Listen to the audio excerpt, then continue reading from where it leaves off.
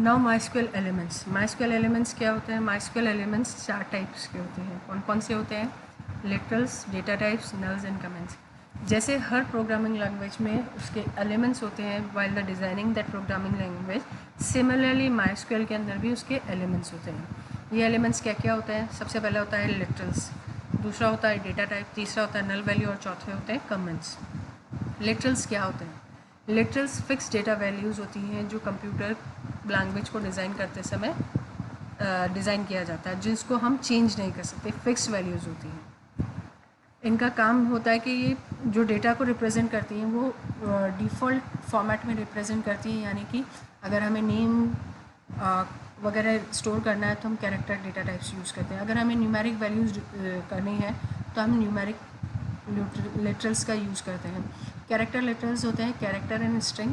Numeric literals में आता है इंटीजर, फ्लोट, डेसिमल, डबल, ये सारे न्यूमेरिक लिटरल्स होते हैं। नेक्स्ट आता है data types. What are data types?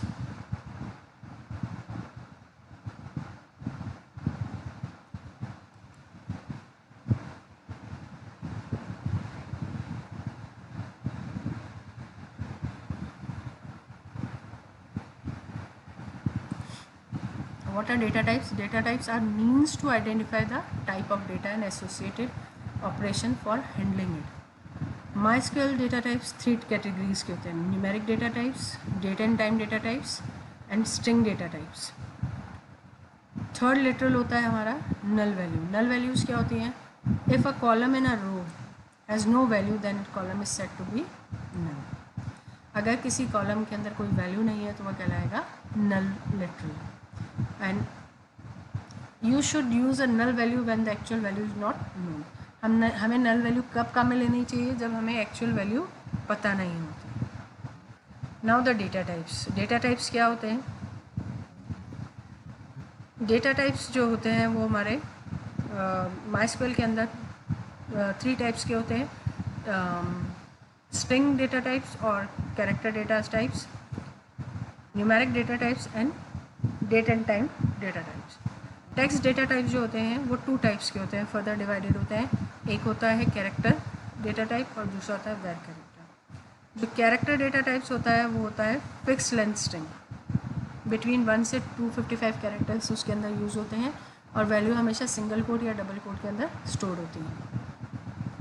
Where characters जो होते हैं वो वेरिएबल लेंथ स्ट्रिंग्स होते हैं. वेरिएबल लेंथ स्ट्रिंग मीन्स कि जितनी बड़ा नेम होता है उतना बड़ा उसका लेंथ होता है. सपोज़ ये जो कैरेक्टर डेटा टाइप्स है इसके अंदर अगर मैं यहाँ पे स्पेसिफाई कर दूँ, इसमें यहाँ में मैंने स्पेसिफाई कर दिया 5, ठीक है, या 15 मैंने यहाँ पे स्पेसिफाई कर दिया और मेरा नेम सिर्फ 5 तक ही आ रहा है, तो क्या होगा? कंप्यूटर मेमोरी के अंदर 15 स्पेस ऑक्यूपाई हो जाएगा, लेकिन जो हमारा कैरेक्टर है वो सिर्फ 5 लेटर्स का है, तो बाकी का जो 10 स्पेसिस कैरेक्टर है वो हमारा वेस्ट हो जाएगा.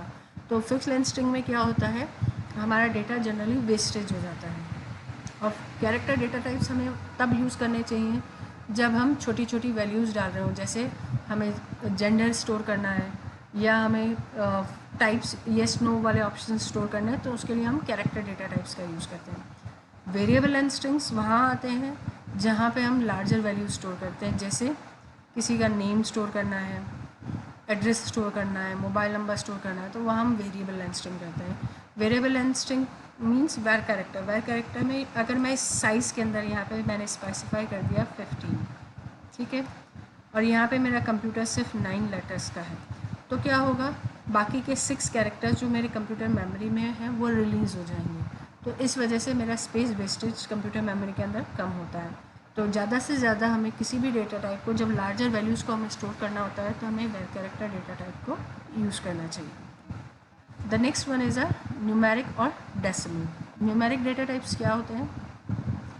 न्यूमेरिक डेटा टाइप्स MySQL में 3 टाइप से हम यूज़ करते हैं. पहला होता है डेसिमल, दूसरा होता है इंटीजर और तीसरा होता है फ्लोट डेटा टाइप्स और डबल डेटा टाइप्स.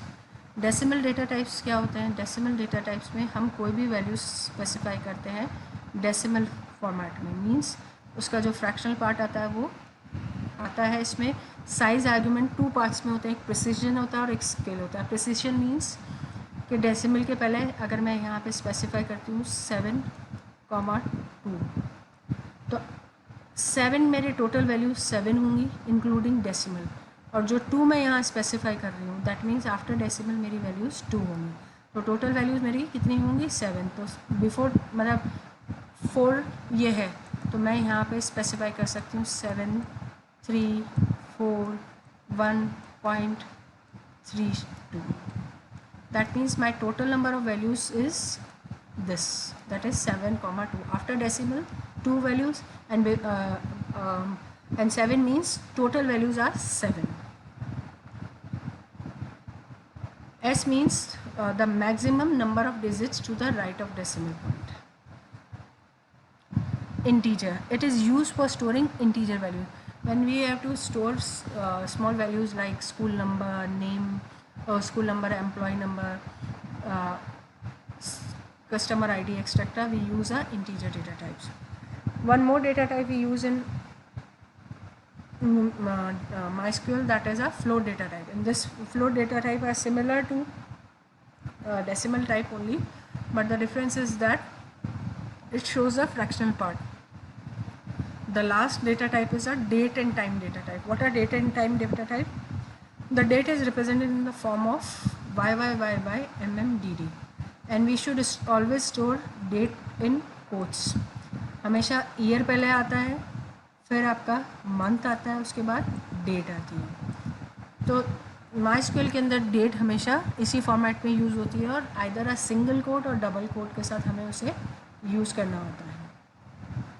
अब we will learn what is the main difference between a character data type and var character data type.